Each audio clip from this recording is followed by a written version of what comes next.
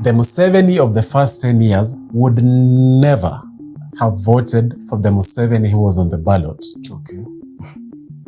on 15th January. Because he himself has said that he was not going to be president forever. Bobi Wine won these last elections, hands down. The reason I say that is because we can start with Uganda. Yes. What do you think about what's going on in Uganda? But before we go there, let's start with independence. Yes. From independence, Obote, Idi Amin, Museveni. Let's just look at the history of Uganda. Let's start there. The historical context of Uganda.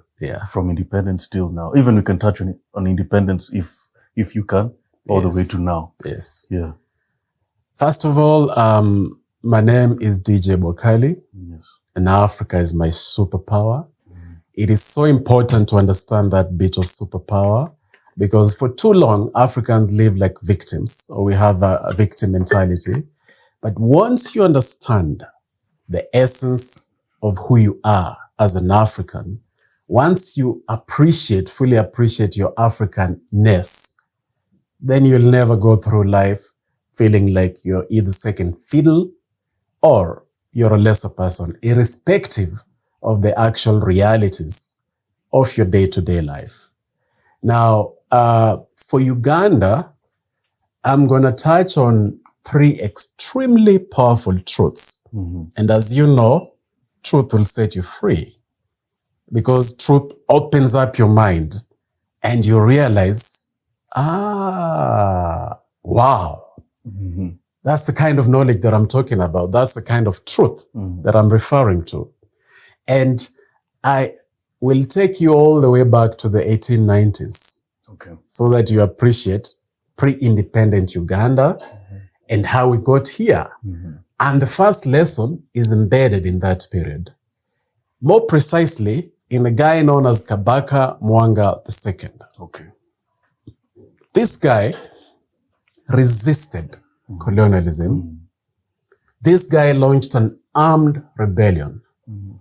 They defeated him, quote unquote, and I use that because the mighty British Empire, mighty in terms of having modern weaponry, he still gave them a run for their money.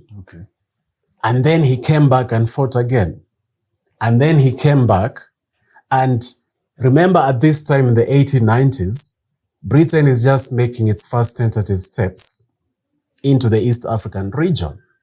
And these guys are still waking up, East Africans are still waking up to the reality that these people are here to exploit us. These people are here to possibly vanquish us. But Kabaka Mwanga II refused to accept that as his fate. And therein lies the first powerful truth that I want to share. Even though the British then banished him to Seychelles, because he was so powerful as a symbol and as a leader of a kingdom. Buganda Kingdom. Exactly. Also a leader of a movement that was saying no to the British, that they had to banish him to Seychelles. And on the surface of it, that might appear like he lost. But he didn't lose because he encapsulated the first powerful truth that we're looking at today. And this truth is this, my brother Rina. Africans should never accept exploitation as their fate. Africans should never ever accept that, what are we to do? I call it the shrugging your shoulders syndrome. We must say no to the shrugging your shoulders syndrome. Because shrugging your shoulders is saying, well, what are we to do? The dollar is a dominant currency in the world. What are we to do? America is a military superpower that can parachute into a country like Venezuela or any other country and arrest the president. What are we to do? China are the guys who are buying all our goods. China are the guys who are running the mines in Congo and a lot of parts in Africa. What are we to do? The Rapid Support Forces is continuing to kill people, continuing to perpetrate a genocide. What are we to do? Kabaka Mwanga showed us that the shrugging your shoulders syndrome can be defeated and should not be a part of Africa. Now, it's important to point out here that the Ugandan martyrs that were killed during this period, that is often used to show that, in fact, this was a very evil guy.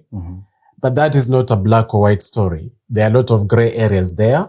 Kabaka Mwanga was simply looking at Christendom as something that was being used to dilute his power, to erode his kingdoms and his people's sovereignty.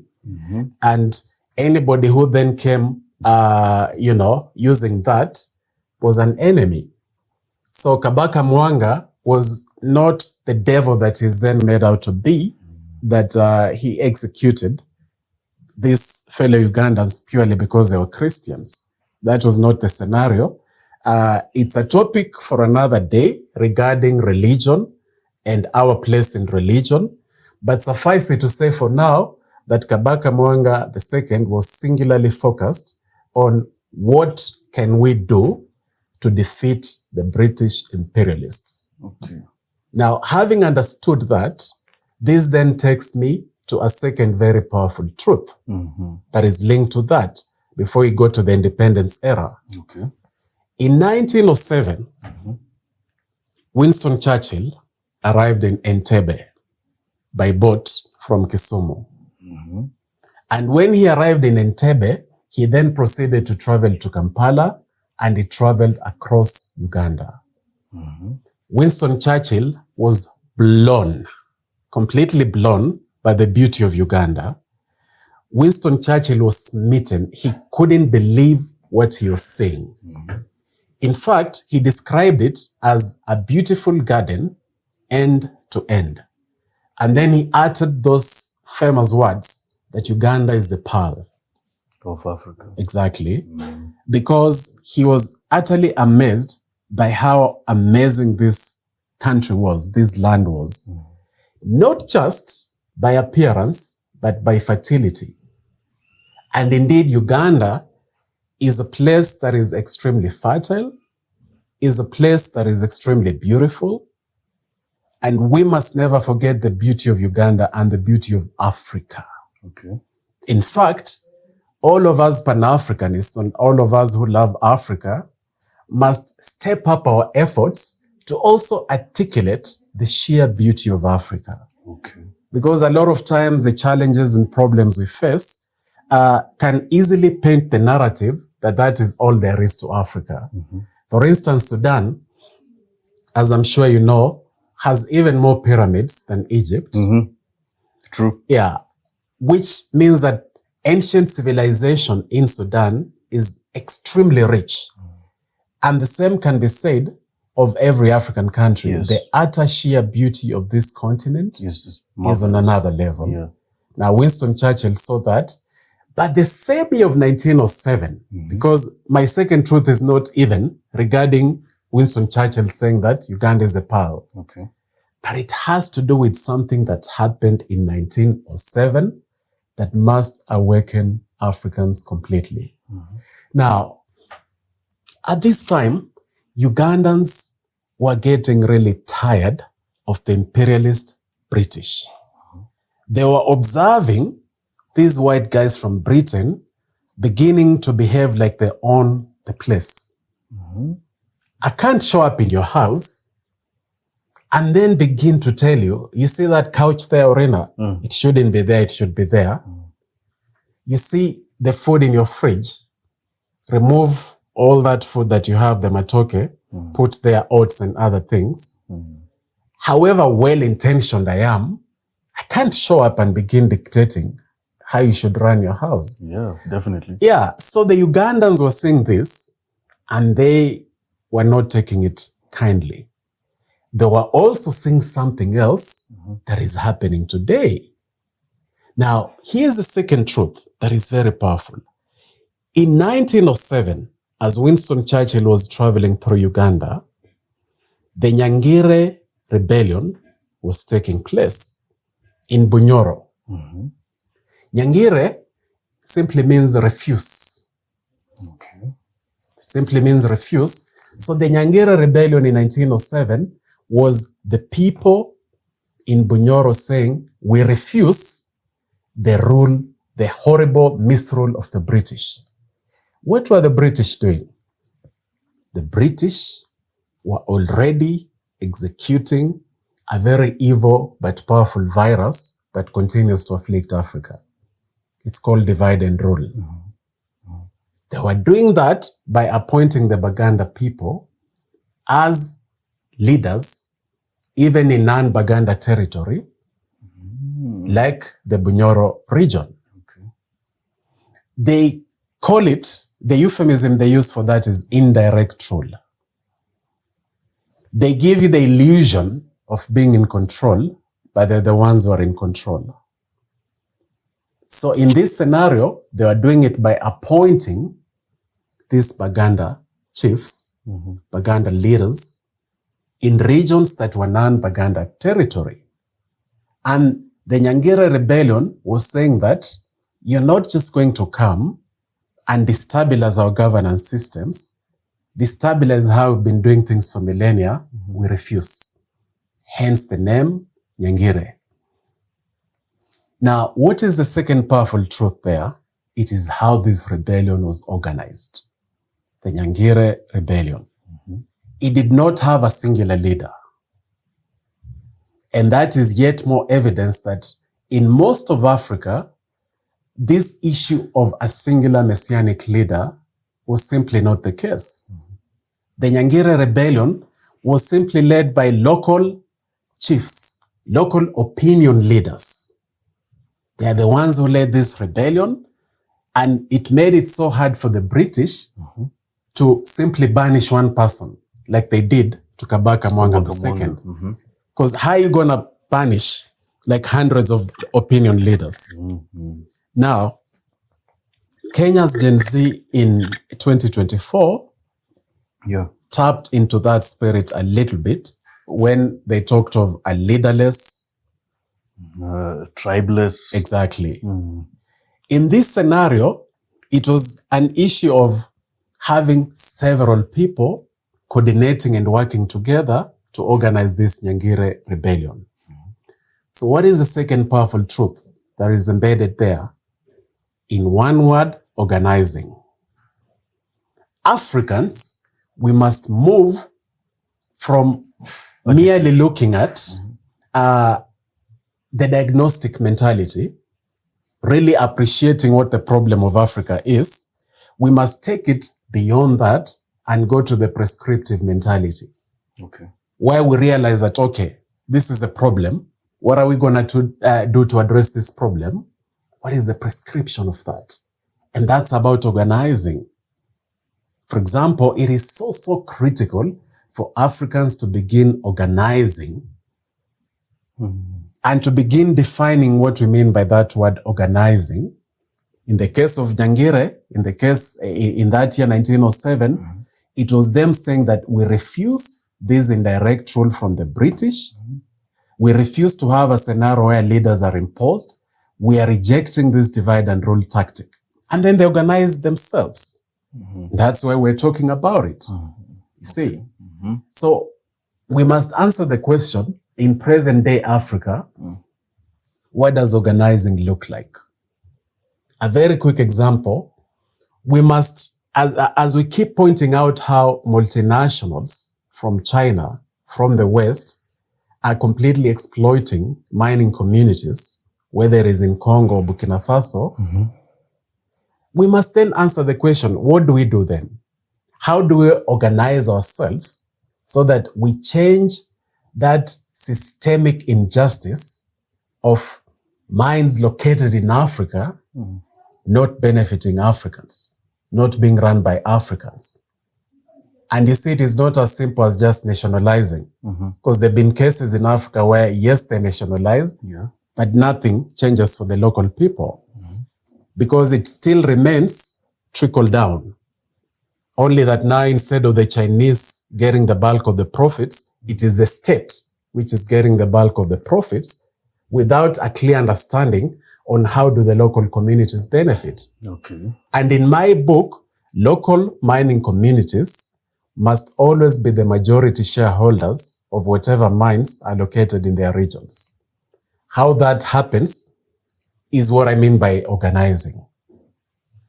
So we must understand in this second truth that whatever critical challenge Africa is facing today, we need a modern day version of the Nyangire rebellion, which means that many of us, as was the case that time, begin to organize on how do we refuse this and how do we do things differently so that the solution that we are seeking is achieved.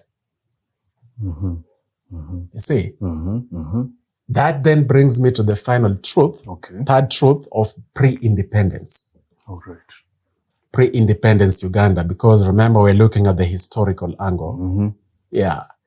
Now, the way the British tried to work with the Baganda people that then necessitated the Nyangire rebellion, let us remember one thing. The British then literally ended up exiling Kabaka Mutesa II, the leader of the Baganda people, in the 1950s, because even them, they are waking up to the reality that these people, they tried to project us as their junior partners, but it wasn't because of affection or solidarity, a twisted form of solidarity. They were simply using us to perpetuate the exploitation. But when Kabaka Mutesa was banished and exiled, also, just like Kabaka Mwanga had been kicked out to Seychelles, Kabaka Mutesa II also ended up being exiled by the same British. Okay. But there was an uprising that then led to his return 2 years later in 1955. And what is the second powerful truth there? Africans have to understand something that is very important. The third powerful truth there is that on the geopolitical chessboard, the geopolitical global powers, they do not partner with Africa for the love of Africa, but it is always to perpetuate their own national security interests. Of course. Because once you understand that, you appreciate Russia's help, but you do not begin to look at Russia as your new BFF, and everything Russian is then awesome. Yeah. You begin to understand that on the geopolitical chessboard, you're either the grand master or the pawn. Okay. Sometimes they might promote you from a pawn to a bishop, or from a pawn to a rook, or from a pawn to a knight, like they did to the Baganda in the 1900s when they promoted them to the status of chief. Okay. But then that led to a rebellion. And the same Baganda who had been promoted are again demoted when their leader has to go into exile. When Africans look at stuff like that, you've got to understand that you cannot treat any geopolitical power as now being your BFF, your best friend forever. You must understand that on this geopolitical chessboard, it is always about their own national interests. Okay. That doesn't mean that if Russia is good to Africa, that we reject them. It simply means that as we work with Russia or Turkey or Qatar, the Gulf states, whichever entity comes to work with us, as we work with them, we must also be clear on what is our end game. What is our end game? Okay. Because in a game of chess, there is a singular goal for the grandmaster to checkmate the opponent. So we must always be clear that what is our end game, even as we work with the Russians. If the leaders of Central African Republic and a number of African countries understand that, then they will not continue having Russian presidential bodyguards in perpetuity, Because the question is this: if you need foreigners to protect the president, who's going to protect the ordinary people? Who's going to protect? Are you then going to import the entire Russian army to protect all the citizens of Central African Republic? But I understand that for a brief period of time, the president may need that because the risk of assassination is very high. But the problem we have is that becomes an end in and of itself. Instead of then now working to ensure that you have a very elaborate security system, a very strong military that protects not just the president, but every citizen in the country. So that is a third powerful lesson of pre-independent Uganda, that the same way the British played around, used divide and rule, and temporarily promoted the Baganda people, is the same way they ended up exiling the Baganda king. And that should show us that we must be very careful when we are relating with all these global geopolitical players, because in the absence of that, we are always going to be sitting ducks, but to different people, to different players. Now, I wanted people to understand some of those dynamics of pre-independent Uganda so that when we move on now to the second stage and make a few things clear, they will understand, they look at Uganda within that context and understand that Museveni is not happening in a vacuum. Okay. You know, there's a reason we're seeing what we're seeing. So we've got to look at those patterns. Now, Uganda has had 8 individuals as president since they got independence. 8 individuals. But 4 of those individuals were president for less than a year. Okay. In fact, one of them, a guy called Paulo Mwanga, was a president for, drum rolls, a record, 10 days. Wow. 10 days.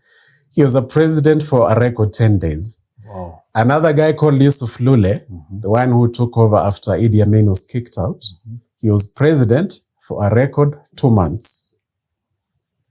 And then another guy called Tito Okello, the one that Museveni then kicked out, he was a president for a record 3 months. Then another guy called Godfrey Binaisa was a president for just less than a year, 327 days.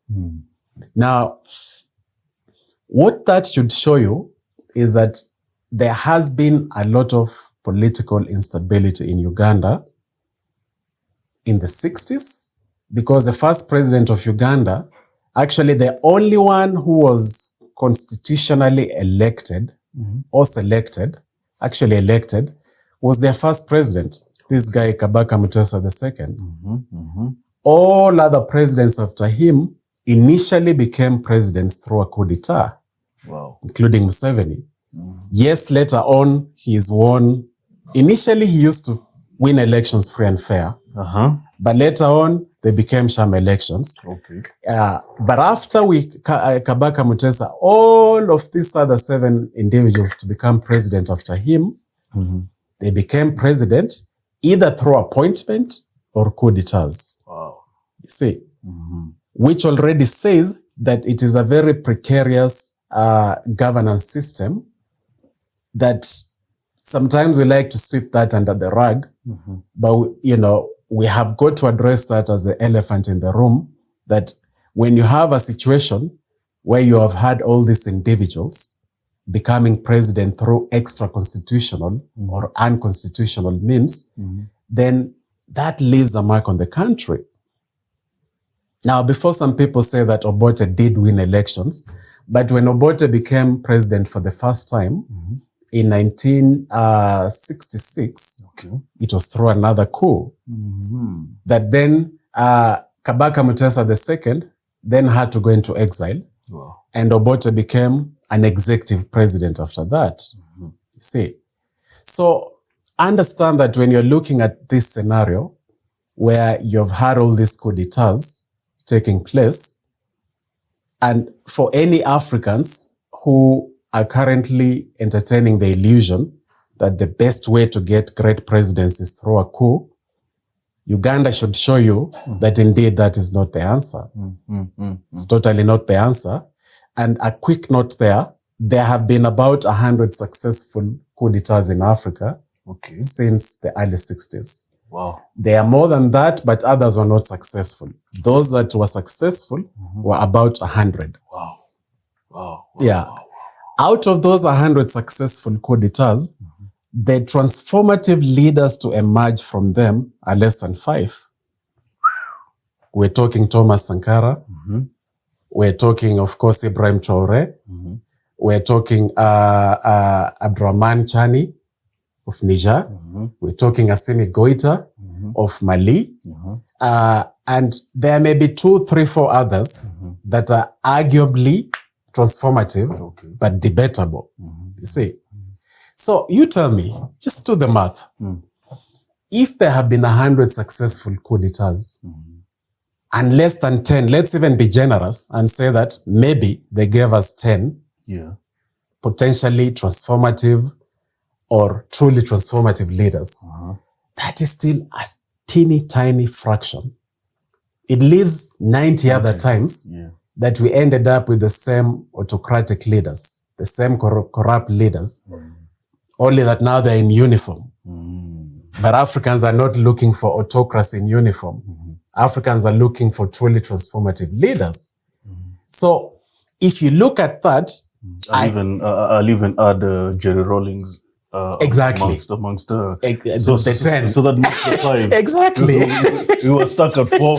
So now we have 5 Jerry Rawlings. Exactly. Which still leaves 95. So anybody who makes the argument that we just need to look at coup d'etats as the best way of giving us great leaders, the evidence on the ground disproves that argument. Uganda as a country disproves that argument. Completely. You see? So having understood what Uganda has been through to then reach to Museveni, 40 years ago, Orina, a day like this, 40 years ago, a day like this, in 1986, Museveni was on the verge of becoming president of Uganda. He was on the verge of defeating or of staging the successful coup that then toppled Tito Okello, who had been president for only 3 months, Tito Okello. But Museveni was on the verge of taking over 40 years ago. By the end of January, Museveni had taken over. He became president of Uganda. And the first 10 years of his presidency, Museveni was like the 1980s or early 1990s Ibrahim Traoré. Museveni was so revolutionary and such a visionary that when they tragically assassinated Thomas Sankara, and there couldn't even be a memorial service for Sankara in Burkina Faso, because remember, his one-time best friend, Blaise Compaoré, was the one who was behind it, together with the French and CIA. Very sad. Yeah. But the man that you mentioned, Jerry Rawlings, was at this time president in Ghana after having taken over in a coup. So Jerry Rawlings organized a memorial for Thomas Sankara. Oh, wow. Yeah. I didn't know that. Yeah, he did. And Museveni attended to show you how Museveni, and this is 1985, he's not even president yet, but he's really almost becoming president. He attended that. So understand that Uganda, after having all these multiple presidents, because out of the 8 individuals to be president of Uganda, 7 of those individuals were president before 1986. Because after 1986 January, Uganda then knew only one president, Yoweri Kaguta Museveni. Now, understand this. The reason we're then saying, and we'll touch on that briefly, or rather we'll touch on that in the second half of this, the reason we're then saying that the ballot box can no longer be an answer to Africa's governance challenges is because when you look at Uganda, the ballot box never ever worked.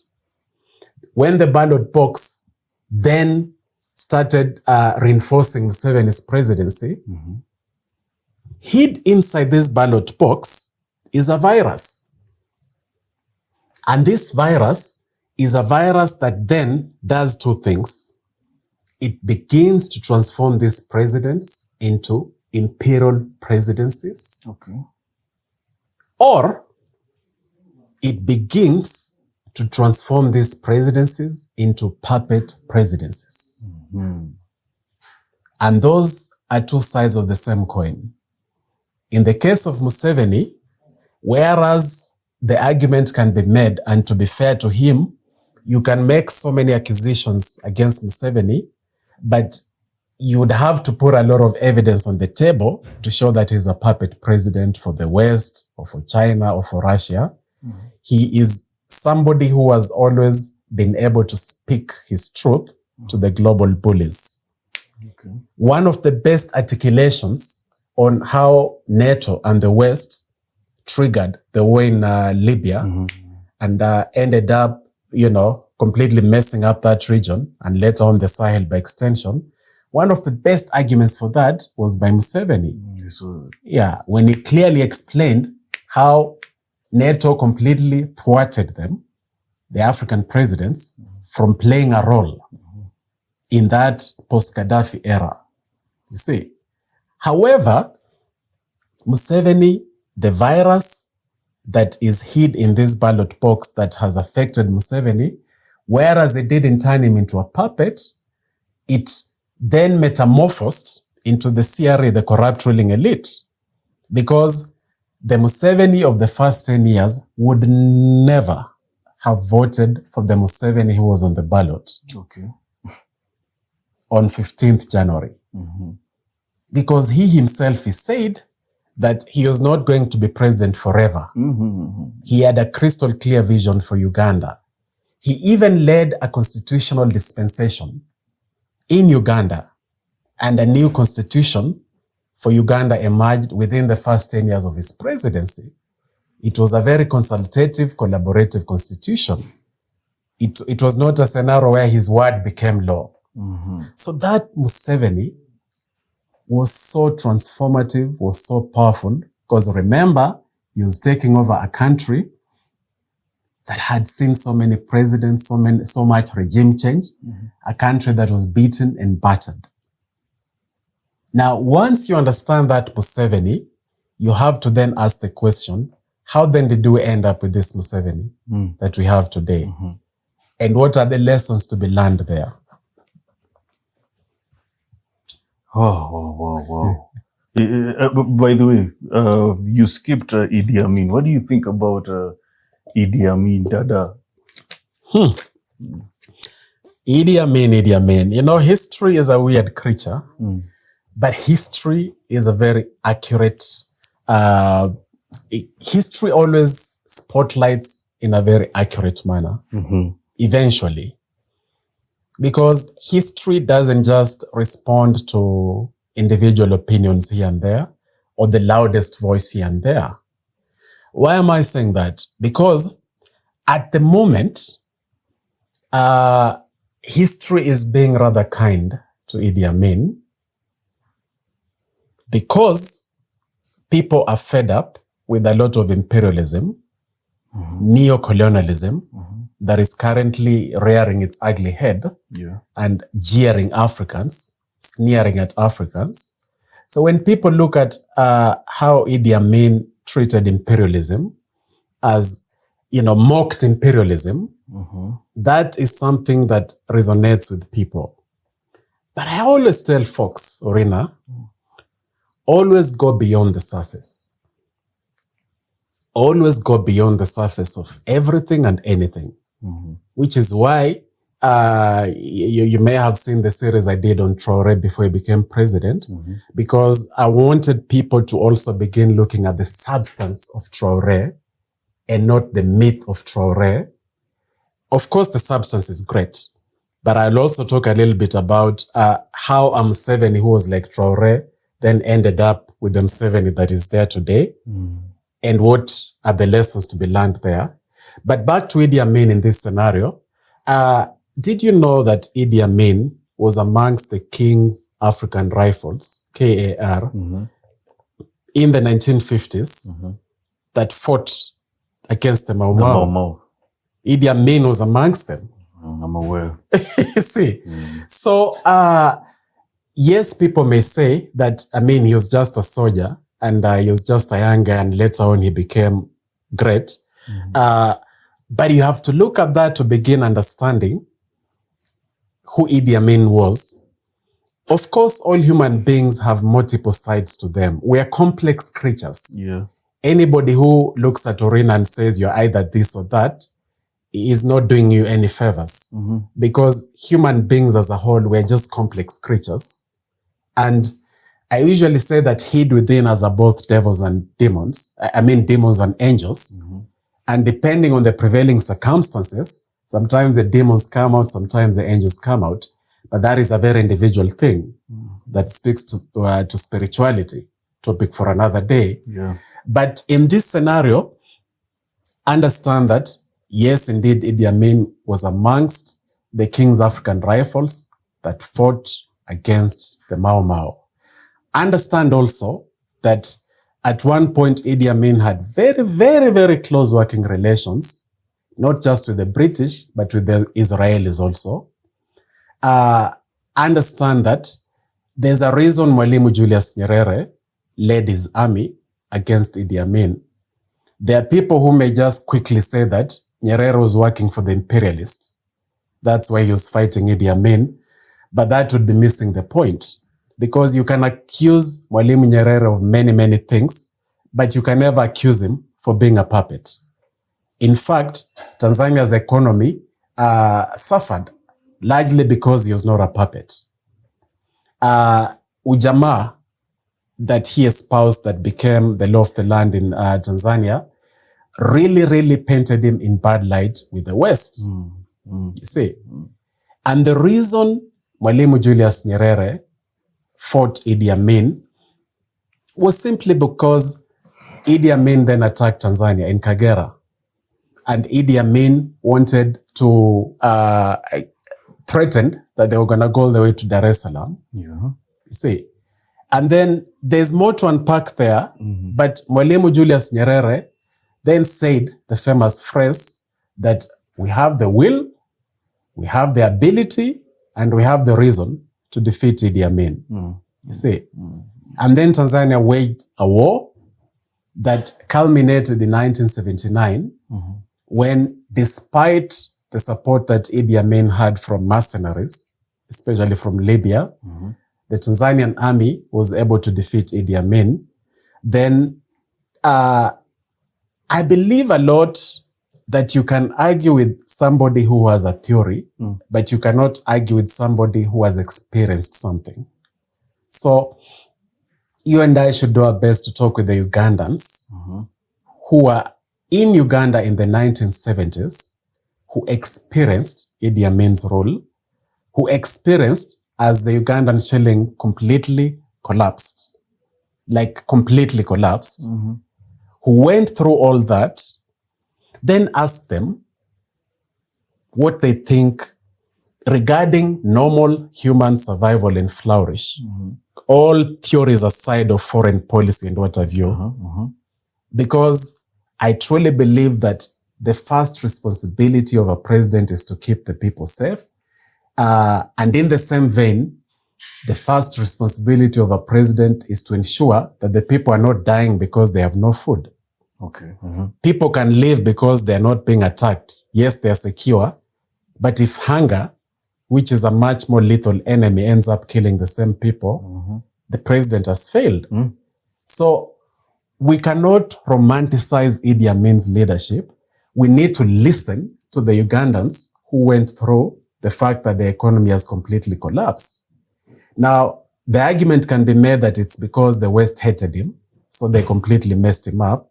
But ask the Ugandans who are there, after the Indians were kicked out, did they then benefit in terms of, was there a system that then empowered the local people to become owners, business owners?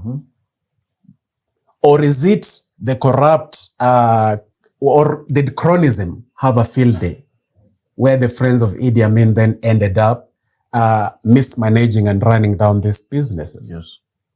We owe it to the Ugandans who are there to listen to what was the experience.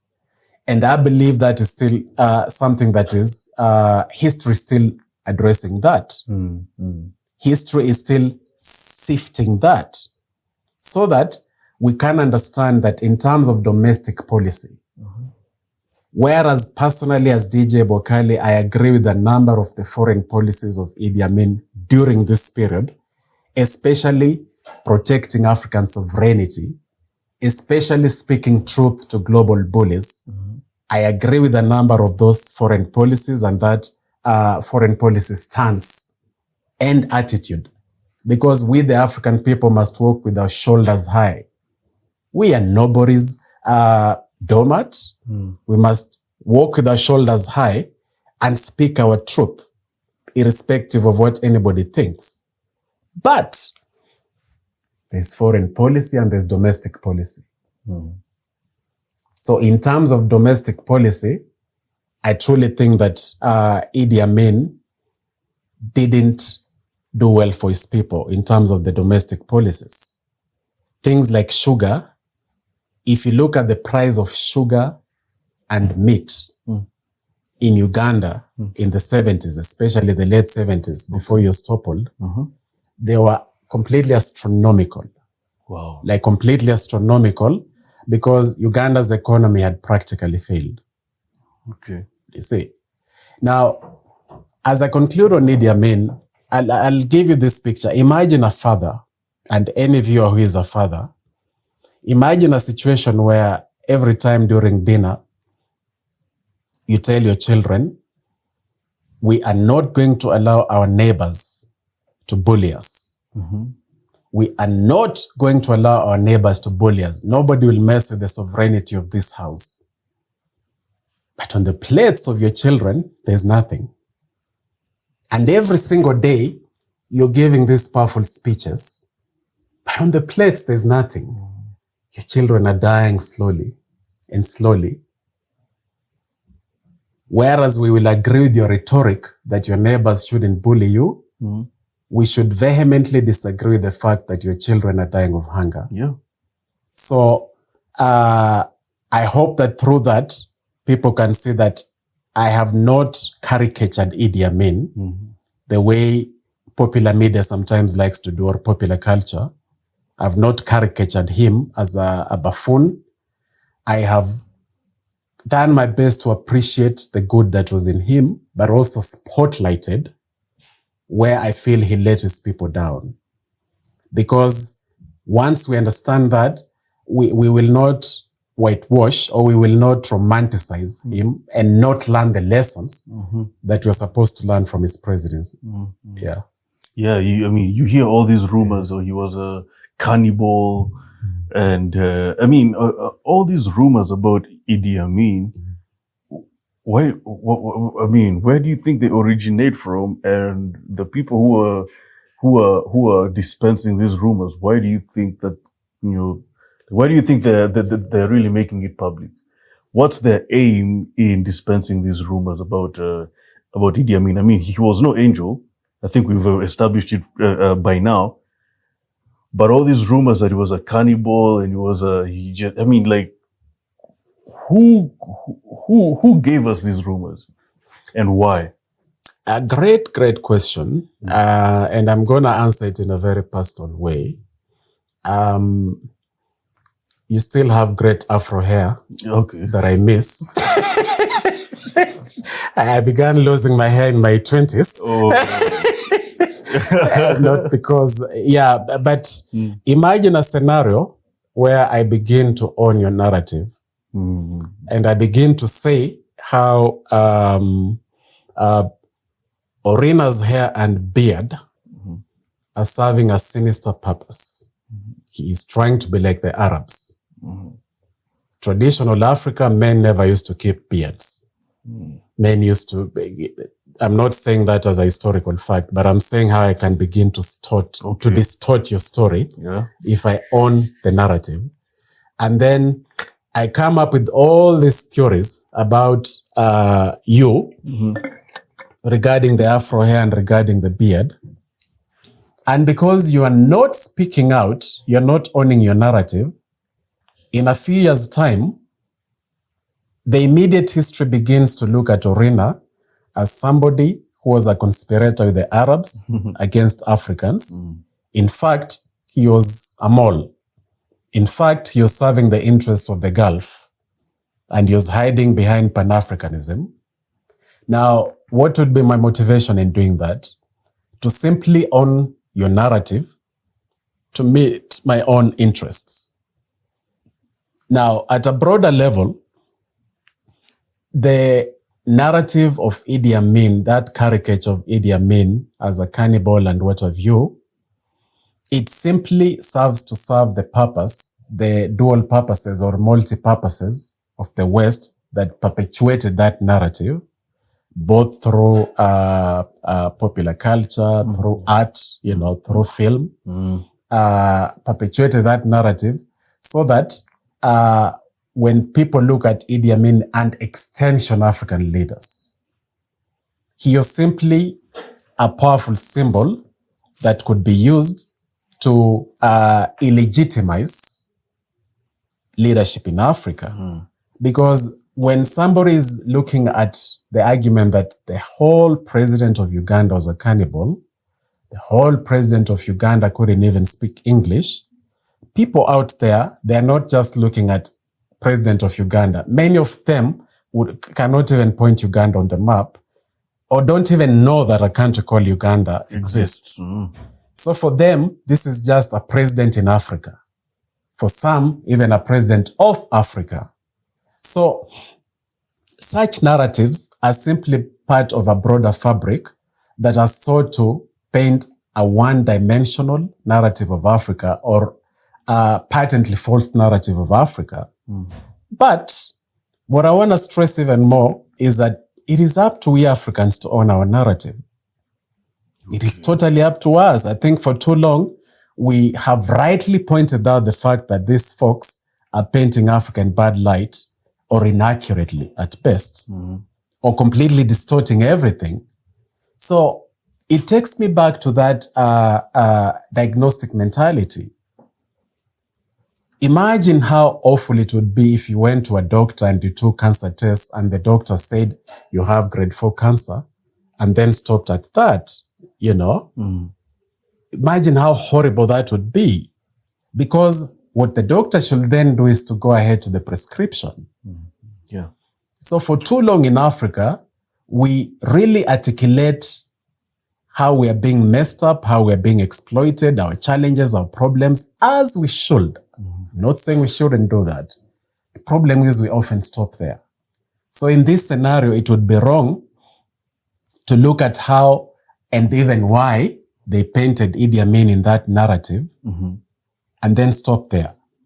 The second side of that, the next phase of that I really have to stress is we must own our narrative. We totally must own our narrative, because if we don't, then if it's not the British and the Americans caricaturing our leaders, it's going to be the folks from the Gulf or any other place doing the same, but in their own way, or caricaturing our culture or our spirituality. So the takeaway here must be, we really must own our own narrative. Wow. Yeah. Obote, what do you think about Obote and his leadership and what do you think about Obote, Milton Obote?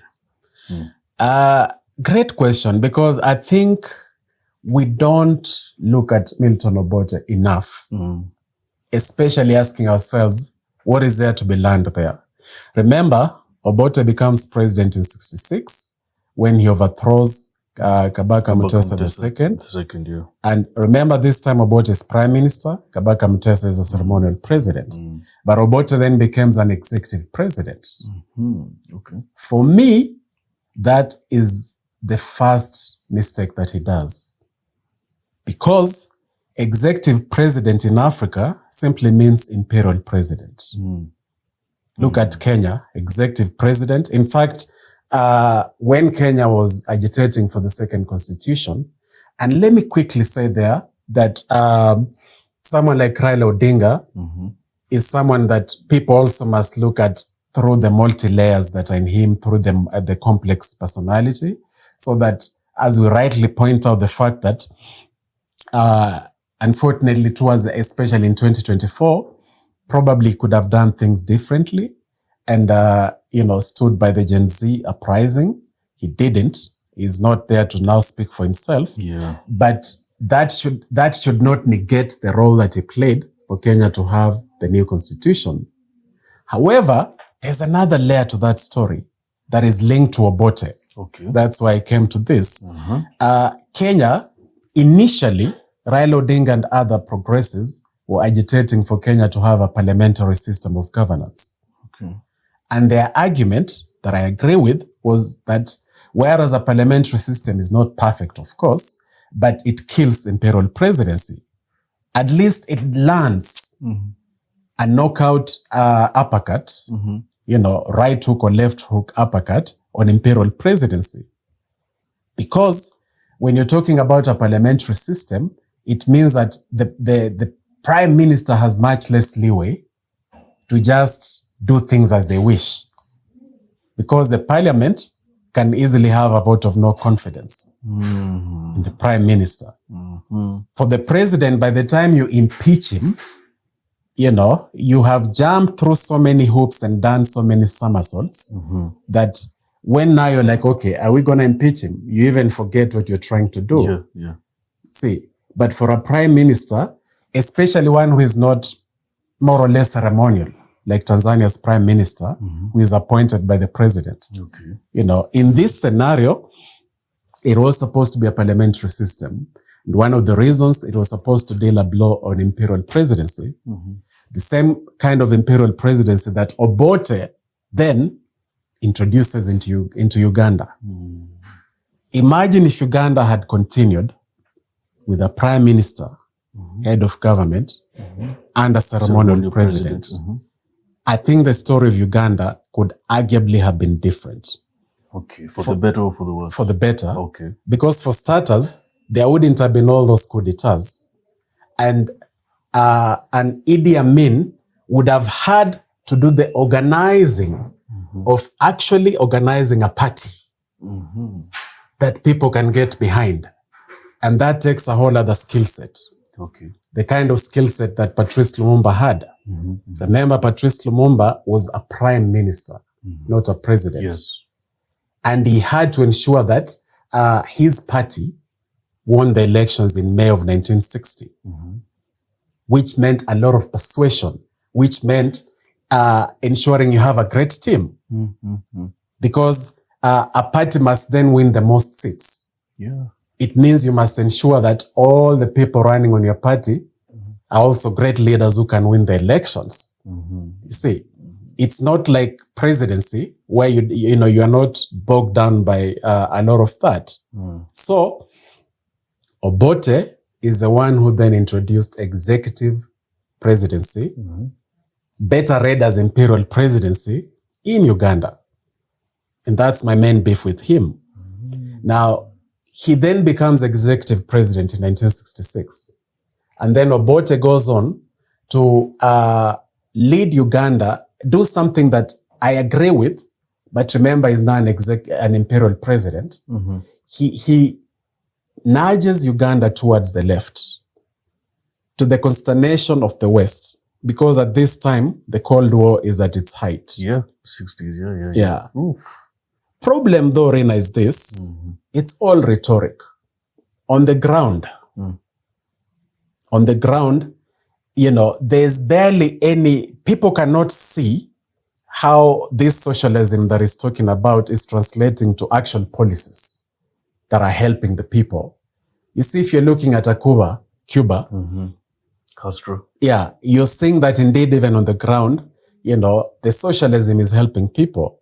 There's the doctors are all over the place. To date, Cuba's healthcare He's one of the best. Yeah, he's one of the best. The doctors are even... exactly. We outsource the doctors sometimes. Exactly, in Kenya. Kenya. Exactly. But from 1966 to 1971, when he's president for the first time, Uganda is not really... Uganda's economy is not really growing strong. You know, it is at this time that even Kenyans are being kicked out of Uganda. Really? Yeah. Interesting. People need to know that there was a big Kenyan community in Uganda that began being kicked out under the first Obote regime. He actually paved the way for Amin normalizing and weaponizing, expelling people from Uganda as a political tool to meet his own ends. Yeah. However much, you know, they were packaging it. So this is happening under Obote, normalizing expulsion of people, and considering that this is a time where Mwalimu Nyerere and a number of other African presidents are screaming about Pan-Africanism. The Organization of African Unity has just come, you know, in 1963. Yet, Obote sees it fit to start kicking out Kenyans en masse. So I would have to look long and hard to find something between 1966 and 71 that I can praise Obote for. The only thing that I can grudgingly praise him was just joining Mwalimu Nyerere at an ideological level to make the argument for socialism, African socialism. But unlike Mwalimu Nyerere, who ended up having policies that stemmed from that socialism, namely Ujamaa. Yeah, for Obote, it is just rhetoric. And that makes it easy for Idi Amin to kick him out. And Idi Amin, at this time, had the support of the Israelis and the British. Definitely. In kicking out Obote. You see how they play around these people with us, because they were more than happy to help him, to kick him out. Because for them, they just wanted to continue destabilizing Uganda, or hopefully having a pliable president, because they were sick and tired of Obote's socialism rhetoric.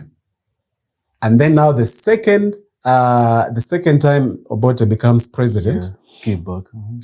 When he came back in the 80s, he didn't redeem himself.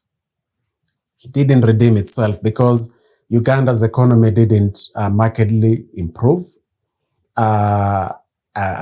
Uganda's army remained extremely rowdy, indisciplined. You know, they're on the forefront of looting.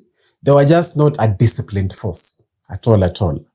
In fact, one of the big things that people praise Museveni for was when he took over, his army was extremely disciplined. It was on the side of the people. It wasn't looting the people's businesses because under Obote, that was the norm. So, I think we would need a whole other session to go deeper into Obote. But when you're looking at it, you know, in summary like that, that's my reading of him. I do praise him for the socialist rhetoric, but he didn't actualize it. He didn't actualize it. Like Mwalimu Nyerere. Exactly. Now let's move to the elections. Yes. Well, okay, before we go to Bobi Wine first, there was Besigye. You know, it's the same rhetoric. Opposition leader comes in, then the suppression of voters, the suppression of votes. You know, a person told me that Museveni is so popular in the village. I don't know if this is true. Maybe the Ugandans who are watching can tell us in the comments below. So they're saying Museveni is popular in the villages, but in the towns like Kampala, like Entebbe, they're saying that, you know, now that's where opposition thrives. Is that true? Before we go to Besigye and Bobi Wine, what you think about them? Is that a true way of looking at the support base of Yoweri Kaguta Museveni? I'd answer that question by making two arguments. The first argument is the colonialist weaponized tribe to divide and rule Africans. And a lot of African presidents have simply perfected that, so much so that it's unfortunately ingrained into the psyche of a sizable percentage of the African electorate, that if a president is from my region or my tribe, then solidarity requires that I support him. So there are aspects of that for Museveni. I personally know Ugandans from his region, young people even, who actually support him. Wow. Yeah. Okay. But it is largely because of that. You know, even they are suffering in terms of a struggling economy and what have you. But even they remain steeped in that issue of, you know, he's from our region, so we support him. So indeed, in the villages, especially villages that are, you know, in the wider region that Museveni comes from, there is a substantial amount of support. However, the second argument that I would make is that some of the support that Museveni still enjoys is purely because of name recognition and familiarity. The same way that a lot of Kenyans did vote for Kenya's second president, Daniel Toroitich arap Moi, to the very end, just because of familiarity. For 24 years, he's the guy that you've known. For the older ones, they had even known him for much more. So in those scenarios, you know, it is more of the devil that you know, being somebody that you're aligning with because of that kind of familiarity. The same reason for much older Kenyans, you cannot say a bad word about Mzee Jomo Kenyatta, even though now that history is beginning to spotlight him in ways that are not particularly favorable.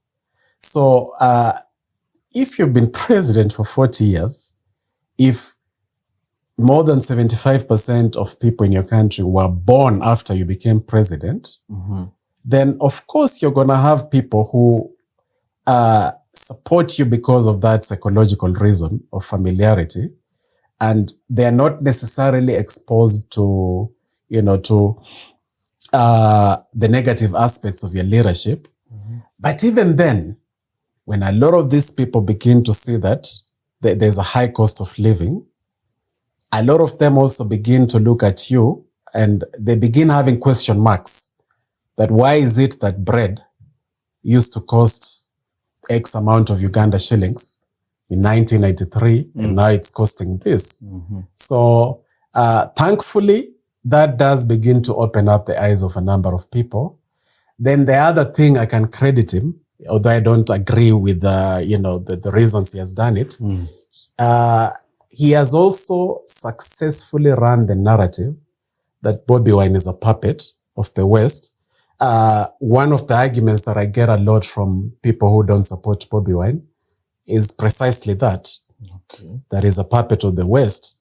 And you see that works well for Museveni because, like I said earlier, we do credit him for speaking up to the global bullies. And because he knows that that is a strong point of his, it's a lot easier. It's like he has a moral high ground to then say that Bobi Wine is a puppet, and a number of people believe him, which takes me back to the issue of narrative, that we, the African people, must always understand that narrative is an extremely powerful thing. Yeah, so that's how I would interpret some of the support that he still enjoys. Bobi Wine, pop star, turned a very popular political figure in Uganda. Wait, but before we go to him, there was Besigye. What do you think about Besigye? What do you think about Besigye when he was in his prime in opposition politics? What do you think about Kizza Besigye? I think Kizza Besigye suffered more from Museveni's entrenched support because by the time he began opposing Museveni, remember he was Museveni's doctor. Just to also show you what does that say about Museveni's character.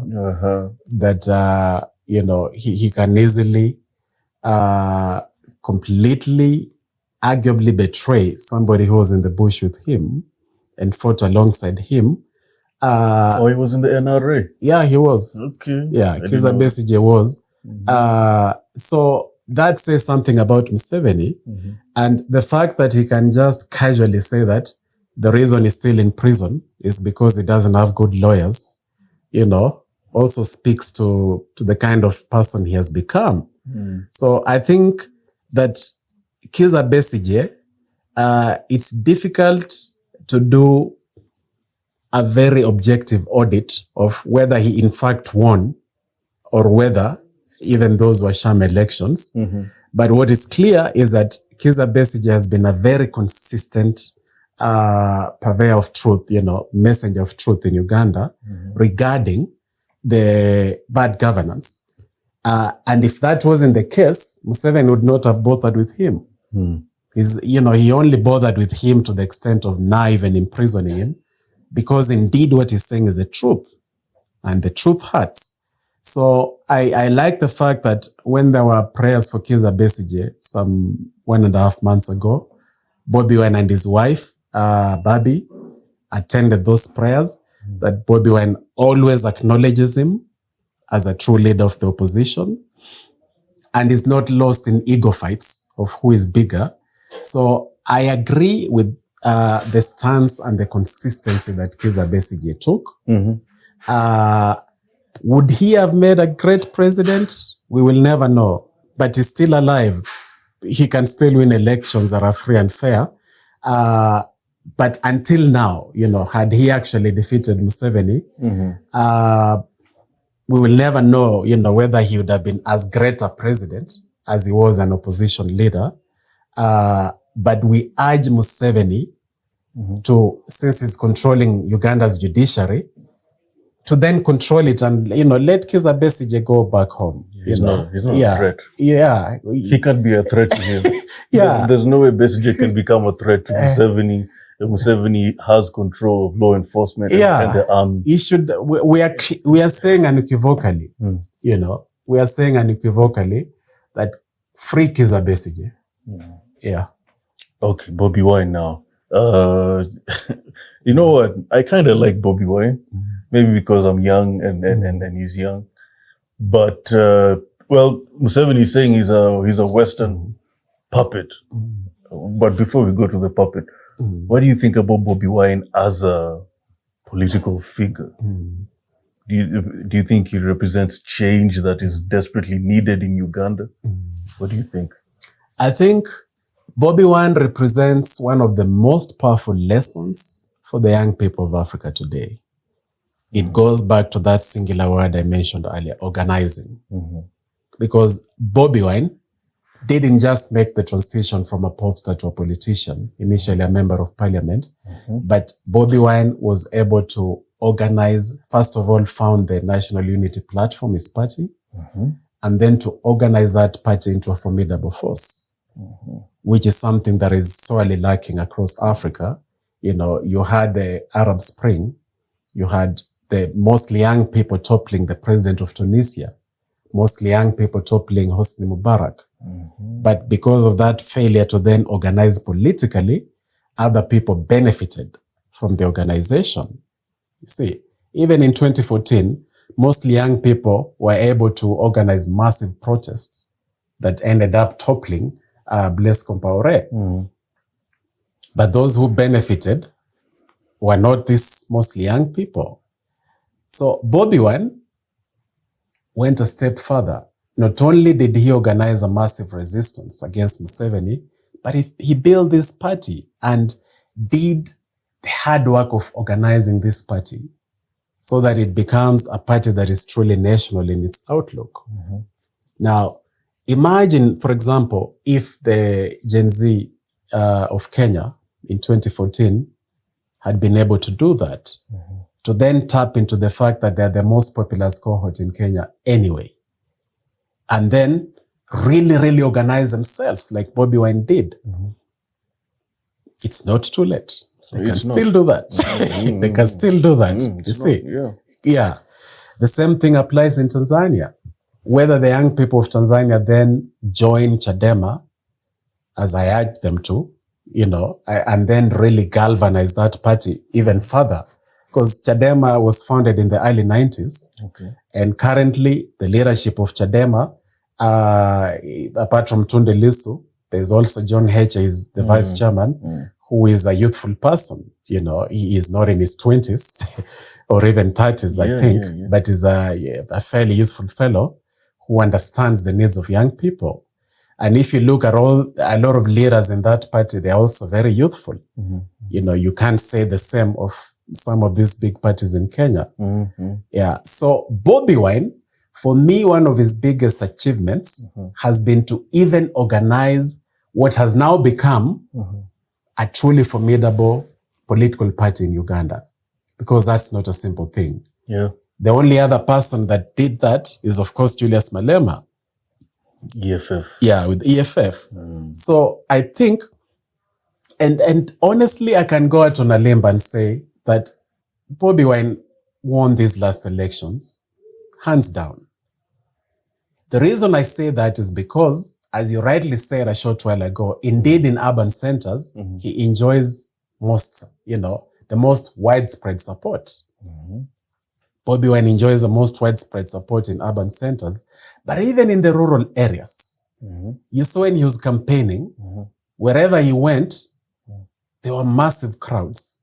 I know massive crowds do not always translate into massive votes, but if you want to know that he was a threat even in rural areas, Museveni did everything. General Muhoozi, Museveni's son, did everything to ensure that even campaigning in these rural areas was so difficult for Bobi Wine. You see, so we have established that he is a great organizer. He organized this amazing political outfit that he always says is actually a movement, with the party, the NUP party, being but one of the tools that is in this movement. See, so that's how I look at him regarding the issue of being a puppet of the West. You know, people should just put evidence on the table and say that in the year of our Lord 2024, he received $20 million from the CIA. The NUP members then passed the following laws, a GMO law in Uganda that is serving the interests of the West. Put on the table such evidence so that it moves from rhetoric. If anything, all this GMO stuff that is happening in Uganda is because of the government, Museveni's government. Exactly. A huge presence in Uganda. Yeah. And that's not Bobi Wine. Yeah, it's not Bobi. Yeah. It's Museveni. Exactly. Yeah. Muhoozi. Yeah. General Muhoozi, Museveni's son. Yeah. He's the head of the army, yeah? Yes, he's the head of the army. And many say he's the de facto president anyway.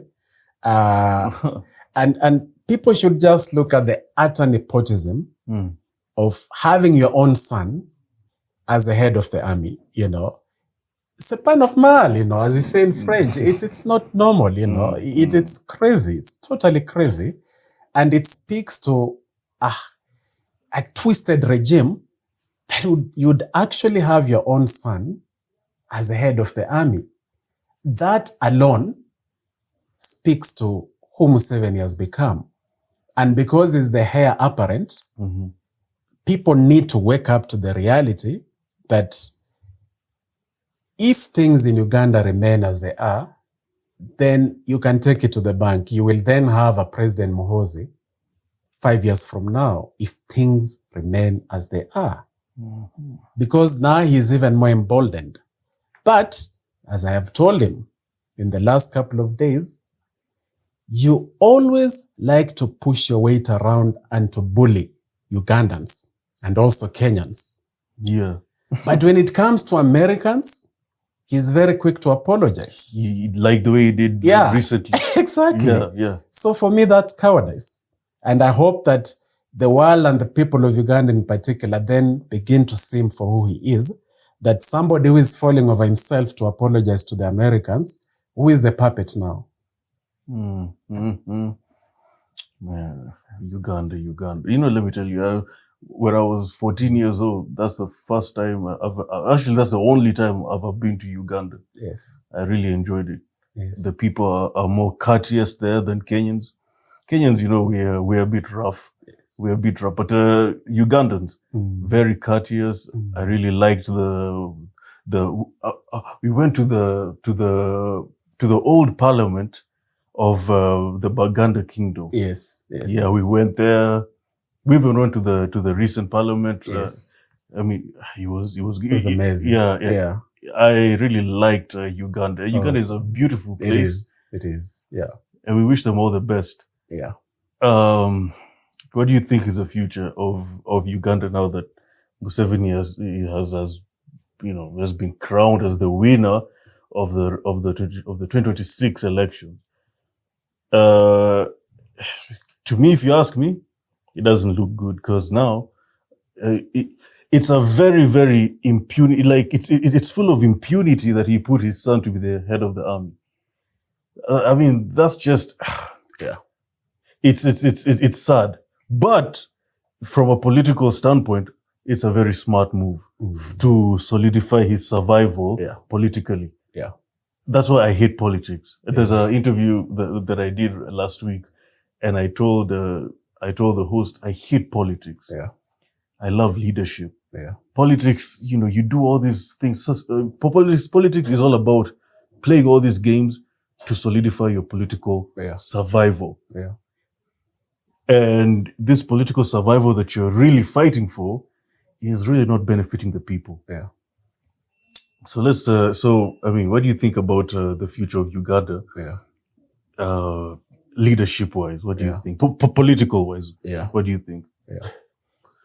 First of all, I want the people of Uganda to understand that you are not alone. We are in this together. Not just as East Africa, but as Africa. And the time has come for every African to understand one thing, that in Africa, we either rise together or sink together. So the people of Uganda, you're not alone. Just because my passport is not Ugandan or somebody else's passport is not Ugandan does not mean that we're not going to stand in solidarity. That's very important to understand.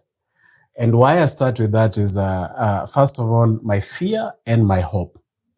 My fear is this.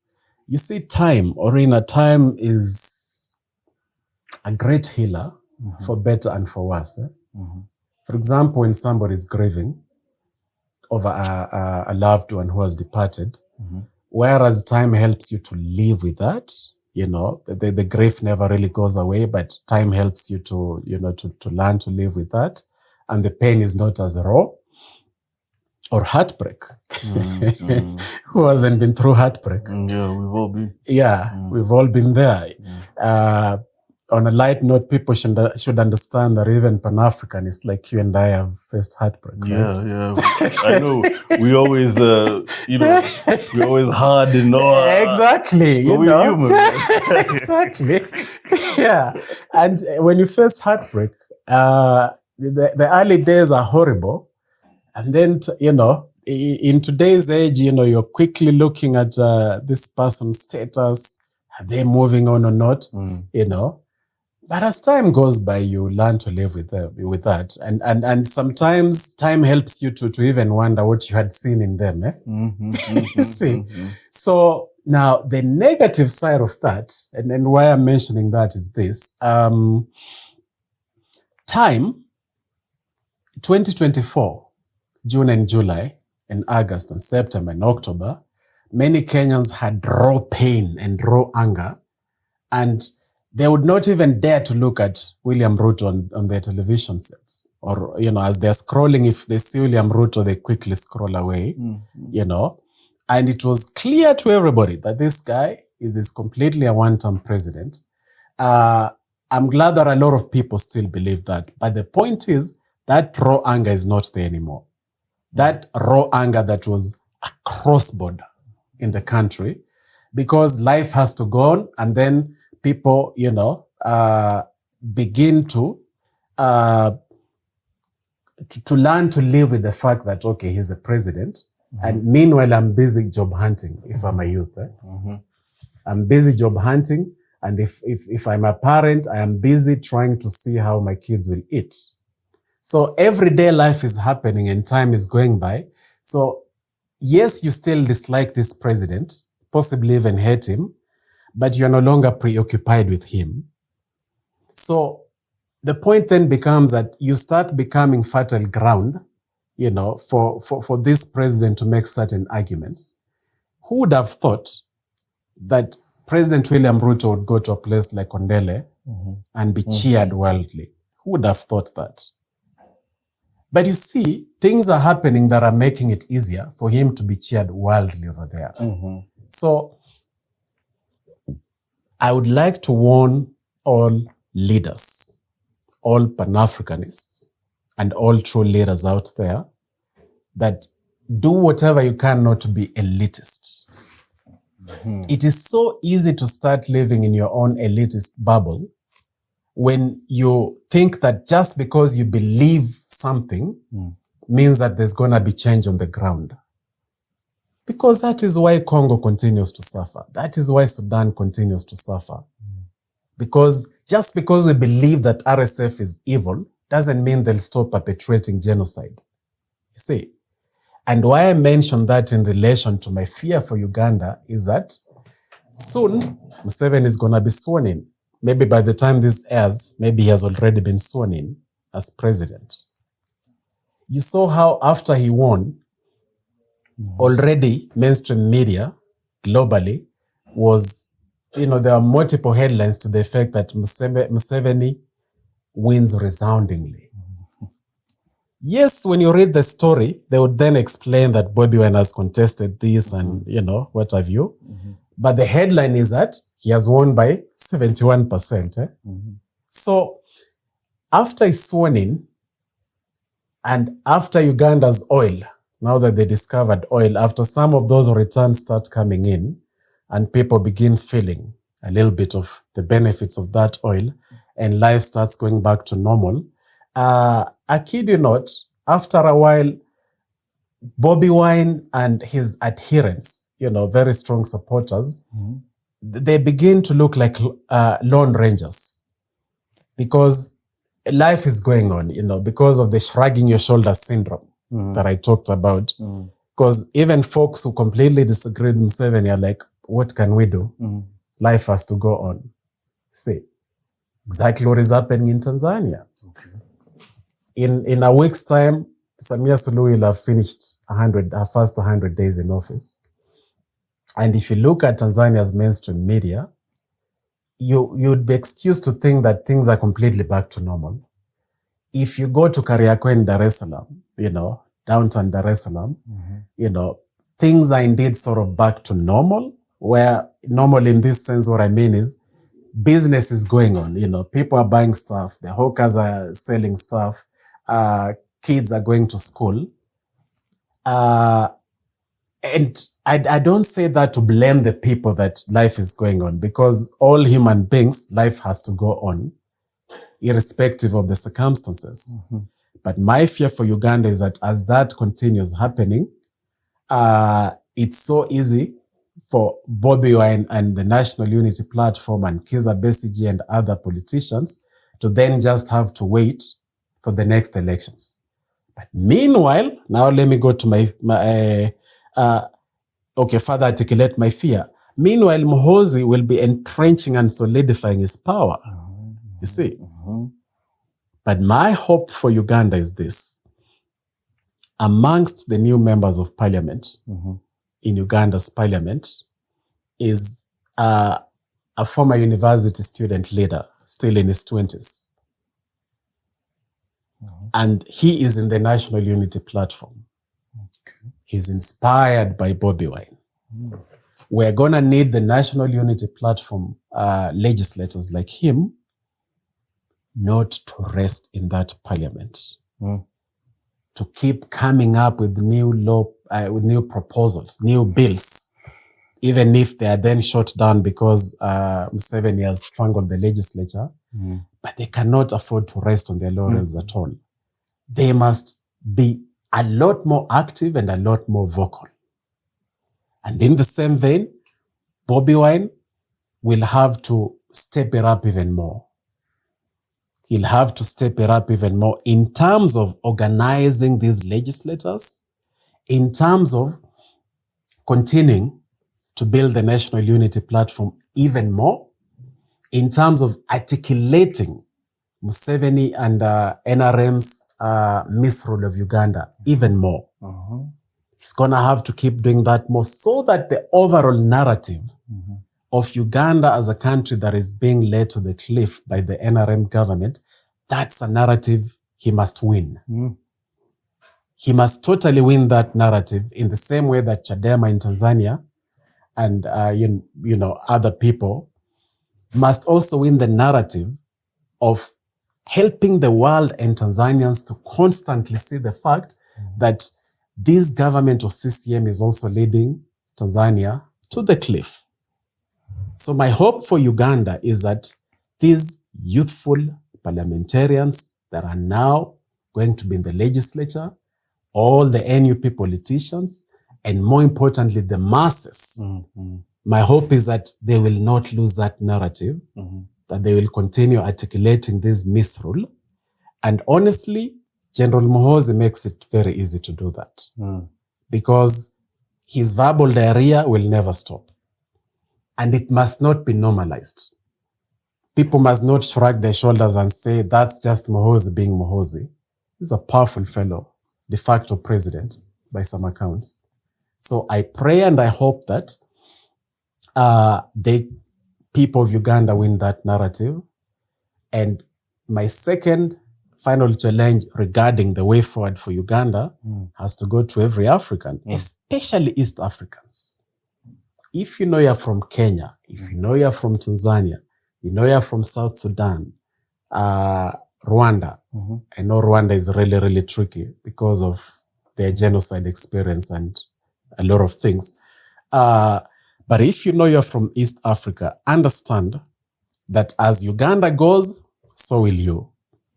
As Tanzania goes, so will you. So Kenyans do not have the luxury of just looking at that as those neighbors of ours. Because what's happening to those neighbors of yours is already knocking on your door in Kenya.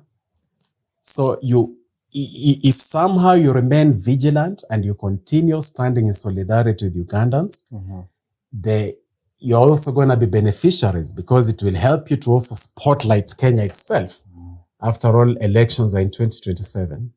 Yeah, we are all in this together. Exactly. If Uganda is in a disarray, it will affect us. Exactly. Because Uganda is the biggest trade partner of Kenya. Exactly. We get onions from there. We get a lot of farm produce from Uganda. So Uganda is very pivotal in Kenya. Exactly. And also Tanzania. And Tanzania is also... So we are interconnected. That's what Pan-Africanism is all about. Exactly.